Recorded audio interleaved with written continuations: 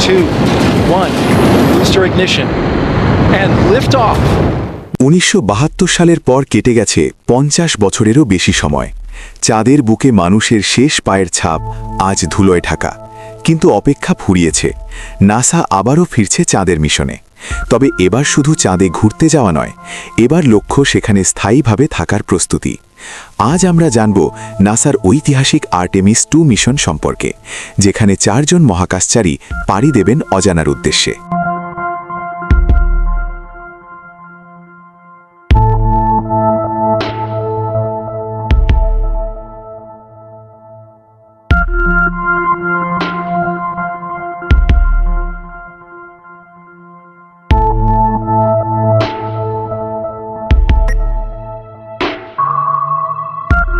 Artemis 1 ছিল একটি পরীক্ষামূলক মিশন, যেখানে কোনো মানুষ ছিল না।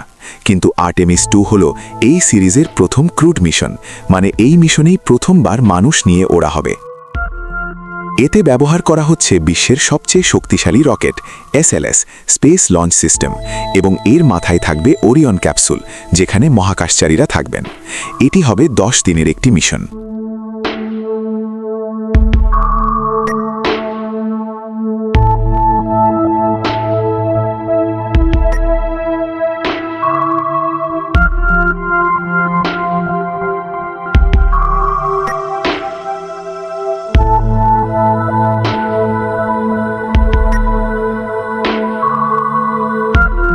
কারা যাচ্ছেন এই অভিযানে? এই মিশনে থাকছেন 4 জন দক্ষ মহাকাশচারী। রিড ওয়াইজম্যান, কমান্ডার, অভিজ্ঞ এই আমেরিকান মহাকাশচারী মিশনের নেতৃত্ব দেবেন। ভিক্টর গ্লোভার, পাইলট, তিনি হতে যাচ্ছেন চাঁদের অভিযানে যাওয়া প্রথম কৃষ্ণাঙ্গ ব্যক্তি। ক্রিস্টিনা কচ, মিশন স্পেশালিস্ট, মহাকাশের নারী হিসেবে দীর্ঘতম সময় কাটানোর রেকর্ড তার।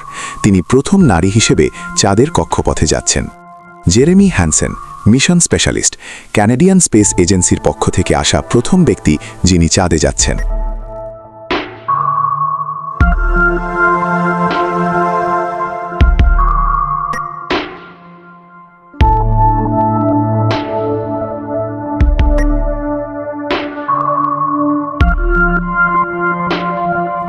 তবে এই যাত্রা মোটেই সহজ হচ্ছে না।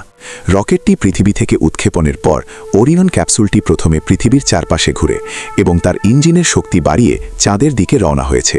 এটাকে বলা হয় লুনার ফ্রি রিটার্ন ট্র্যাজেক্টরি, অর্থাৎ তারা চাঁদের উল্টোপিঠ ঘুরে আবার পৃথিবীর টানে ফিরে আসবেন। ওরিয়ন চাঁদের দূরবর্তী পৃষ্ঠ থেকে প্রায় 4047 মাইল দূরত্বে চাঁদের চারপাশে প্রদক্ষিণ করে। বহির্গমন যাত্রা ও চন্দ্র ফ্লাইবাই মিলিয়ে প্রায় 4 দিন সময় লাগবে। এ সময় ক্রুরা মহাকাশযানের সিস্টেম পর্যবেক্ষণ করবেন, গভীর মহাকাশ ভ্রমণের প্রভাব নিয়ে তথ্য সংগ্রহ করবেন। চাঁদের মাধ্যাকর্ষণ ব্যবহার করে ওরিয়ন ফ্রি রিটার্ন পথে পৃথিবীর দিকে ফিরে আসবে। তারা চাঁদে নামবেন না, কিন্তু চাঁদের খুব কাছ থেকে সবকিছু পর্যবেক্ষণ করবেন। আপনাদের মনে হতে পারে কেন তারা চাঁদে নামছেন না? কারণ আর্টেমিস 2 হলো একটি পরীক্ষা।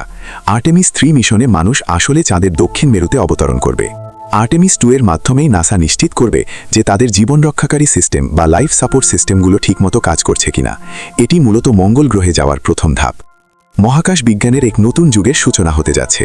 আর্টেমিস 2 আমাদের শেখাবে কিভাবে মানুষ আবার পৃথিবীর মায়া কাটিয়ে অন্য গ্রহে বসতি করতে পারে, পাড়ি দিতে পারে এক গ্রহ থেকে অন্য গ্রহে। আপনি কি রোমাঞ্চিত নাসার এই মিশন নিয়ে? কমেন্টে জানান। আর মহাকাশের এমন সব রোমাঞ্চকর তথ্য পেতে সাবস্ক্রাইব করুন ডিসকভারি বাংলা চ্যানেলটি। আমাদের সাথে থাকার জন্য অসংখ্য ধন্যবাদ।